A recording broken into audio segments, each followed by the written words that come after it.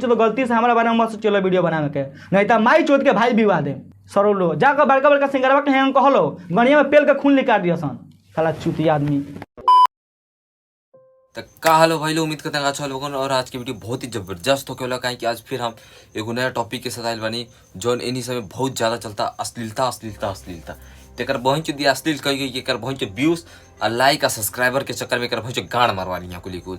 तो बिना बकचोदी के पहले हम तो लोगों की कोनो वीडियो बाटे हमें लगे वो देखा दी, पहले वो देख ला जा। एगो मतलब गाइए दलस बेचारा इतना दिन से वो गाना गावत है, ओकर गाना चला तो नहीं खे बेचारा अपन खर्चा चलावे खातिर चाहे कुछ भी करे खातिर गा दिल तो ओकरा प्यार से समझावा ना यार, प्यार से समझावा ओकरा ना समझी तब रहे ओकरा के। तू पहले बार गइल एक से पहले अच्छा गाना लिखलन पीके आर्यन, अच्छा गाना गइलन चंदन चल चल, तो ओकरा बड़ी आदमी प्रमोशन करे ना गइल। एगो गाना एगो छोटा सा गलती हो गइल यार, कहीं चलो गलती से हमारा बारे में मत चलो वीडियो बनाने के, नहीं तो माई चोद के भाई विवाह दे सरो लो जाकर बड़का बड़का सिंगरवा के हैं कहलो गनिया में पेल के खून निकाल दिया सन साला चूतिया आदमी।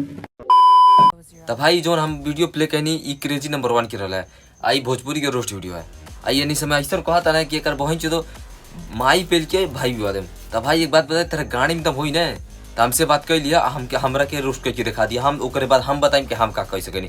और जो तू आई बकचोदी करता रहे ना फुकट के आके कर जो कैमरा के सामने आके कोनो चीज कर जौन मन में आई बोल देबा तो ई कुल ना होई। क्या कि हम बता दी जौन तू एक पहले जौन ई ढोड़ी चाटा था ढोड़ी देवरा ढोरी चटना बा उ गाना के पहले तू ही रोस्ट कैले बारा। एक बात और बता, पहले तू रोस्ट कैले ओकर बाद में बाकी केहू और रोस्ट कैले हम जानता नहीं, लेकिन तू ही गाना के रोस्ट कैले रहला। ओकर बाद में इतना कुछ विवाद भइल, ओकर बाद में आके कैमरा के सामने भचर भचर बोल देला से कोनो बात ना होला समझ तरह। पहले हम एक बात और बता दी, भचर भचर बोलला से कोनो चीज ना हो जाला कि आके कोनो चीज बोल देवा सब ऑडियंस सुन लिए। और भाई अश्लीलता अश्लीलता जो फैला होता है ये अश्लीलता कुछ ना है। हम तरह बता दी हम खुद एगो सिंगर बनना चाहता नहीं, हम खुद एगो गायक बनना चाहता नहीं, लेकिन भगवान की दोस्त अगर होई तो कब हम गाना गा दे, लेकिन फालतू के बकचोदी न कहनी समझ तरह। नहीं तो ओकरे बाद ना हम सुधार दे, सही बता दे सुधर जा काहे रे ले लगल बाड़ा आ और कुछ होई ना तो ओकरे बाद अगर तर कोनो बच्चा बच्चा बोलला आके हमारा बारे में तो भाई बढ़िया से रह लेगो। एक बात और बता दे बढ़िया से रह लेगो, ठीक बा।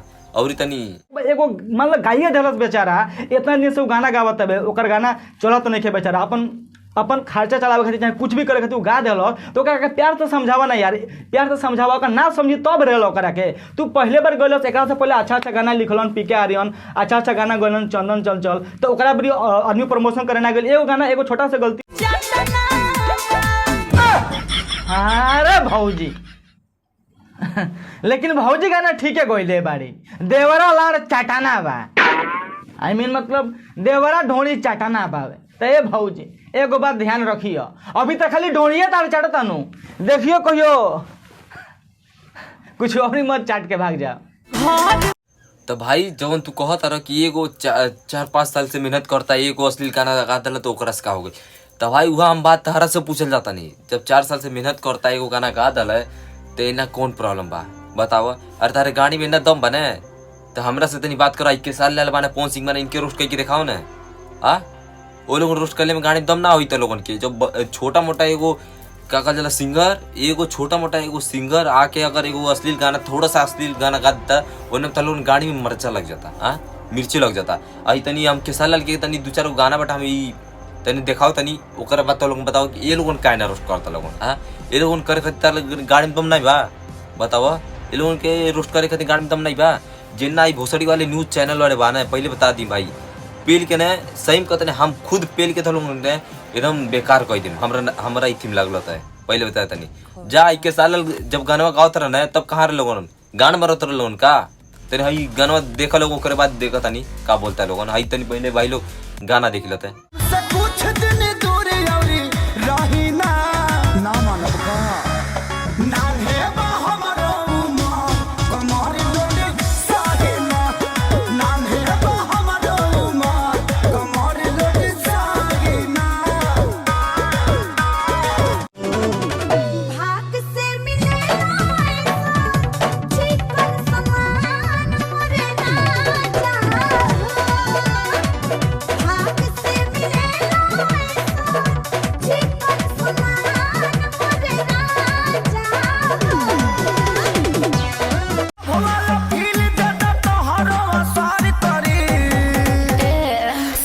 जी सवार करे दर्द के न घर करे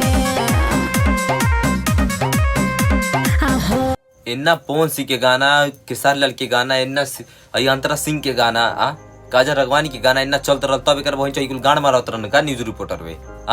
क्रेजी नंबर 1 कहाँ रहल बताव? तरस तनी एक बार और पूछता नहीं कहाँ रहल तू? सब गाना का रोस्ट करता रहा, कुल गाना का है तार जीजा में का जे गाना गा देता ना तू चुपचाप सुन लेता रह।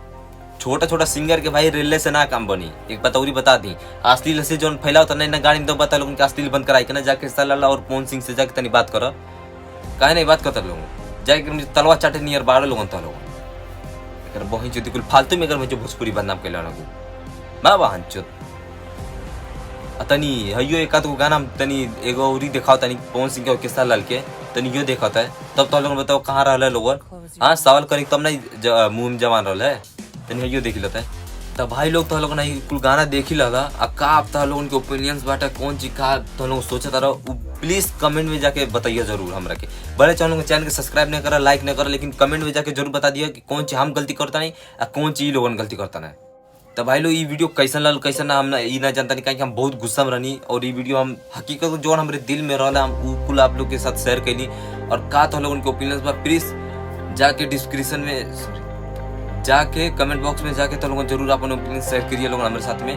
और ऐसे ही नए वीडियो देखिए करते हैं अपने भाई के चैनल सब्सक्राइब करिए। अच्छा लगा वीडियो तो लाइक करिए, नहीं तो डिसलाइक करिए तो लोग जा सकता रह।